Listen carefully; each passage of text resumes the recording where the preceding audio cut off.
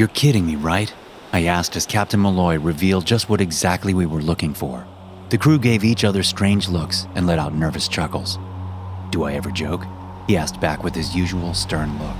He didn't, so the fact that he just claimed to know the location of the lost city of Atlantis could only mean two things. A, he'd lost his mind, and B, he legitimately knew the location of the supposedly mythological city.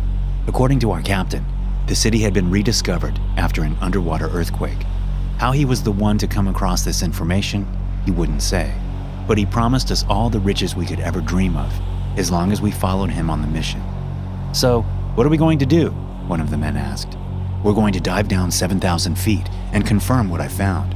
One of my contacts will provide us with the tools we need." "I trust a few of you know how to operate diving vessels?" he asked. He was right. A good portion of the crew had scoured the depths of the ocean in miniature submarines, but most of us were fresh meat aboard the research vessel we'd since come to call home. Our job had never been more than tracking weather patterns and learning about how storms affected the oceans. While it wasn't the safest job, it beat the crushing pressure of the depths. "The submarine is only capable of holding 5 men, including myself and the helmsman. That leaves 3 spots for volunteers," Captain Malloy said. The men let out a few questioning mumbles, but none daring to speak up. I didn't know if the captain was telling the truth, but I couldn't deny the unrelenting curiosity his insane statement had built up. So I raised my hand. "Ah, Winters, good to have you on board. Are there any other brave souls ready to embark on a journey that might very well make it into the history books?" After another minute of nervous mumbling, 2 other men raised their hands. As fate would have it, the men were Quint and Brennan, 2 men of a silent nature. They were among the more experienced crewmen, mostly keeping to themselves. "Excellent. We'll reach our destination within the next day." We'd already spent a week on the open ocean, albeit under the guise of another regular job. That night we all gathered together in the small dining hall, whispering about what we would truly find at the bottom of the ocean. According to the legend, Atlantis was a city south of Gibraltar, one that had sunken into the ocean over 10,000 years ago. But we were heading far out into the Indian Ocean, thousands of miles away from its supposed location. Once the first light of day reflected off the waters on our port side, we had finally reached our destination. Just on the horizon, we could see the research vessel we were meeting up with. Due to the secretive nature of our mission, only a skeleton crew could be found aboard. But what it carried surprised me the most. A state-of-the-art submarine meant to traverse the deepest parts of the ocean, unlike anything ever built before. How they had managed to procure such an instrument was a question better left unanswered.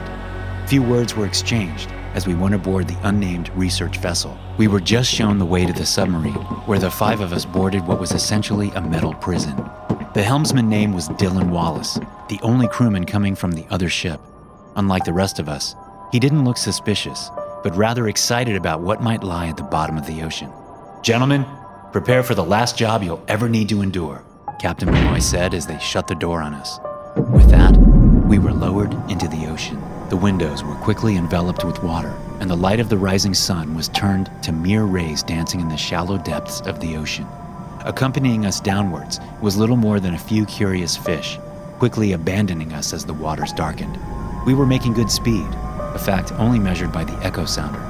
Truth be told, we might as well have been floating in an endless void, seeing as we didn't have a single landmark to guide our way.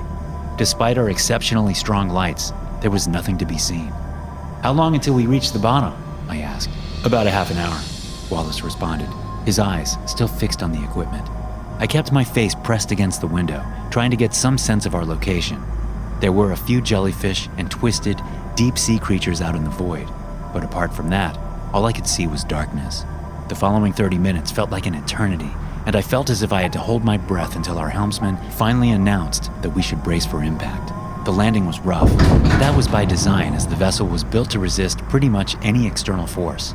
I took another peek outside the window, only to find endless dunes of sand. "There's nothing here?" I said. "We are some distance away from the actual target, not sure how it happened. I suppose the current dragged us away."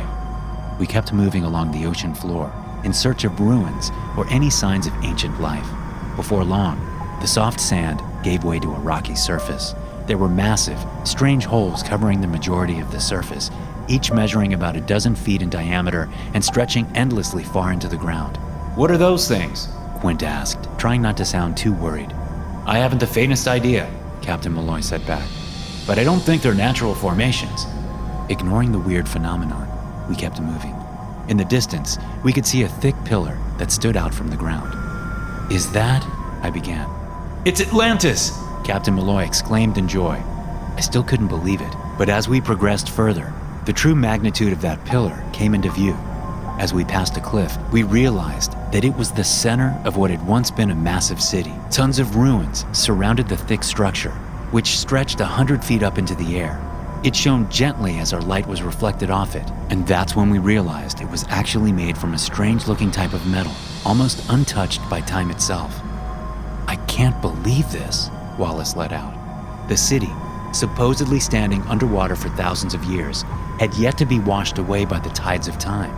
Though the brick and stone was gone, the metal scaffold remained. At a first glance, none of us could figure out what the material really was.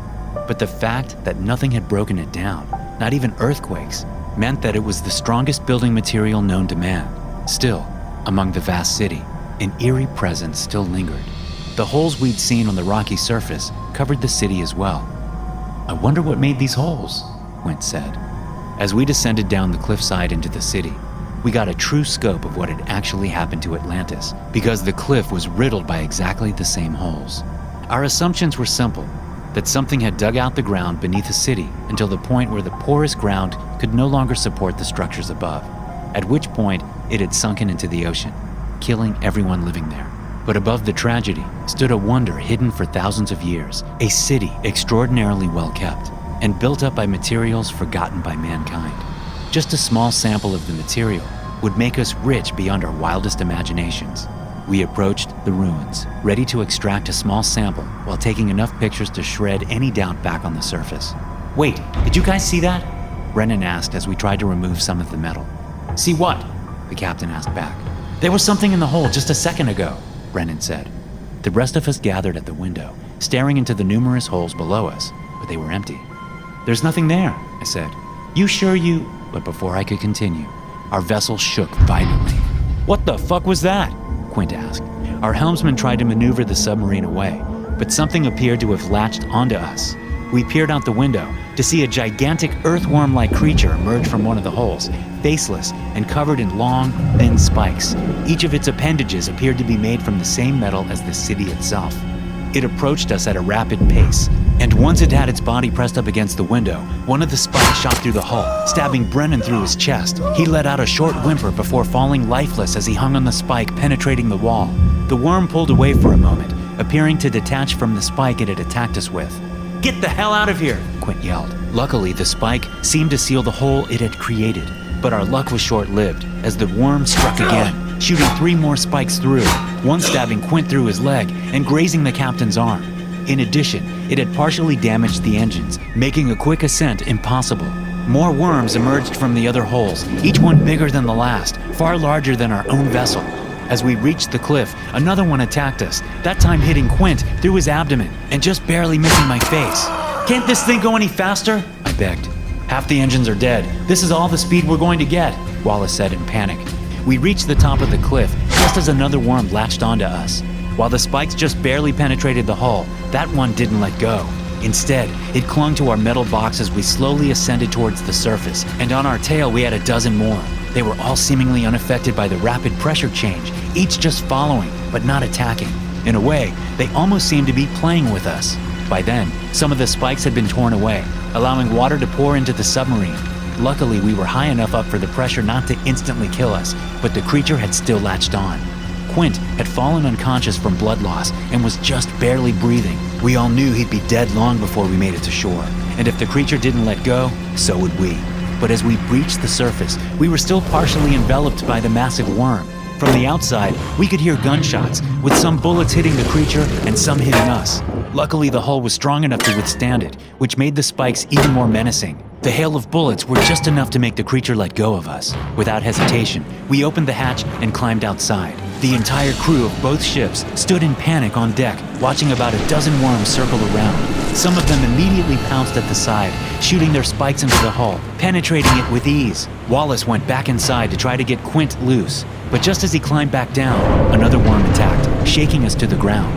The crew on deck quickly lowered a rope, which I grabbed onto, following the captain.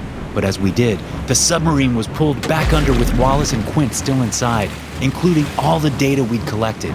By then, everyone back on board had realized it was a futile fight. Our accompanying research vessel had already started turning around, but with the creatures latched on, there was little we could do, because the hull had been torn to shreds, with water pouring in.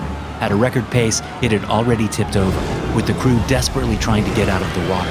One by one, they were consumed by the creatures, and we were next. "All of you, to the lifeboats, now!" the captain ordered as he turned to enter the engine room. "What are you going to do?" I asked. "I'm making sure these things don't follow us back."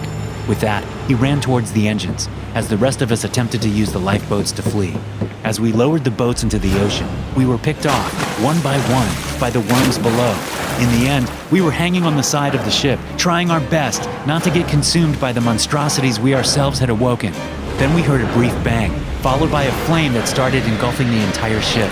The captain had ignited the fuel reserves. Before we could react, the ship exploded, propelling us all into the infested waters below. The last thing I remember before the world faded to darkness was grabbing onto a piece of debris. Then nothing. I can't tell you how much time passed, but when I woke up, both ships had long been taken down into the depths of Atlantis. There were no survivors, only myself floating on an endless ocean on a piece of debris. 3 days would pass until I coincidentally drifted into a shipping lane. But when I told them my story, no one believed a word. Atlantis was a real place, full of hidden discoveries never to be seen again. And if I'm perfectly honest, it's just better that way. Those creatures, whatever they are, need to be left alone until the end of time itself. Thanks for listening. If you enjoy these stories, be sure to subscribe to the podcast and check out some more of my episodes here.